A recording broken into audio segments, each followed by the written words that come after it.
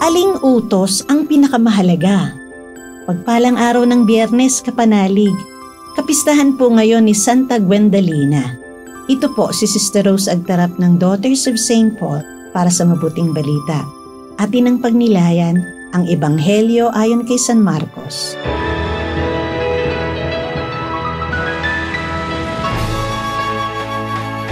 May isang guro ng batas na nakarinig sa pagtatalo ni Jesus at ng mga Saduseo. Nang mapansin niyang tama ang sagot ni Jesus sa mga Saduseo, lumapit siya at nagtanong kay Jesus. Ano ang una sa lahat ng utos? Sumagot si Jesus. Ito ang una. Makinig nawa, o Israel. Iisa lang ang Panginoon nating Diyos at mamahalin mo ang Panginoon mong Diyos ng buo mong puso, ng buo mong kaluluwa, ng buo mong pag-iisip at ng buo mong lakas. At pangalawa naman ito, mamahalin mo ang iyong kapwa gaya ng iyong sarili. Wala nang utos na mas mahalaga pa sa mga ito.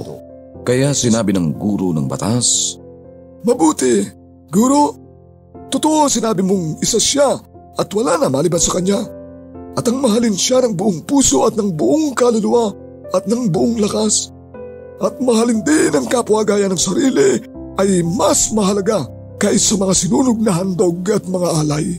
Nakita ni Jesus na tama ang sinabi nito kaya sinabi niya, Hindi ka malayo sa kaharian ng Diyos. At wala nang nangahas na magtanong sa kanya.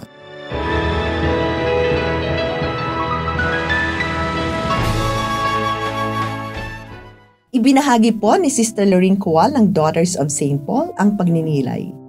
Sa mabuting balita ngayon, inihayag na Jesus ang dalawang pinakamahalagang utos na kailan may di mapaghihiwalay. Ibigin mo ang Panginoon mong Diyos ng buong puso, ng buong kaluluwa, ng buong pag-iisip at ng buong lakas. Ito ang una. Ang ikalawa ay ibigin mo ang iyong kapwa tulad sa iyong sarili. Walang ibang utos na higit na dakila pa sa mga ito.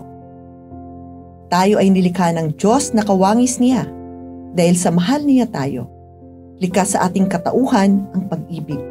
Sabi sa isang awit, Sinong may pag-ibig? Sinong nagmamahal? Kundi ang Diyos. Diyos ang pinagmulan. Kundi ako umibig, kundi ko man bigyang halaga. Ang buhay na handog, ang buhay kong hiram sa Diyos. Kundi ako nagmamahal, sino ako? Kapanalig, sino o ano nga ba ang ating minamahal at pinagbubuhusan ng ating panahon at lakas?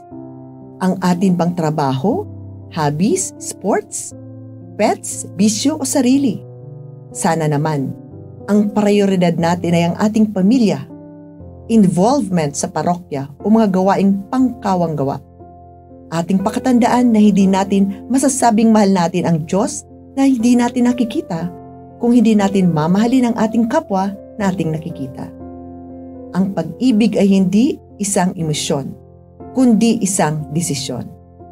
Ito ay commitment na hangarin at gawin ang kabutihan ng ating kapwa. Manalangin tayo. Panginoon, turuan mo akong magmahal. Makita nawa kita sa aking kapwa upang sa aking paglilingkod ay maipakita ko na ikaw ang aking minamahal at pinaglilingkuran. Amen.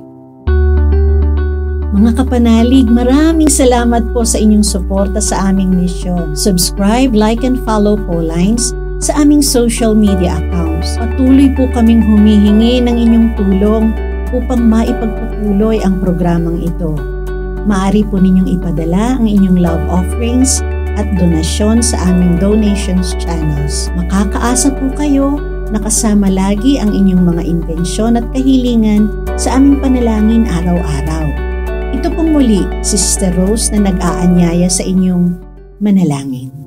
Panginoon, buksan mo ang aming mga puso sa iyong biyaya. Sama-sama nawa kaming maglakbay sa daan ng pagbabalik loob at kalayaan ng may pag-asa, nang maipagdiwang naming ng buong kagalakan ang tagumpay ng Panginoong Hesukristo laban sa kasalanan at kamatayan. Amen. We are here to provide a new way of communicating and proclaiming the gospel.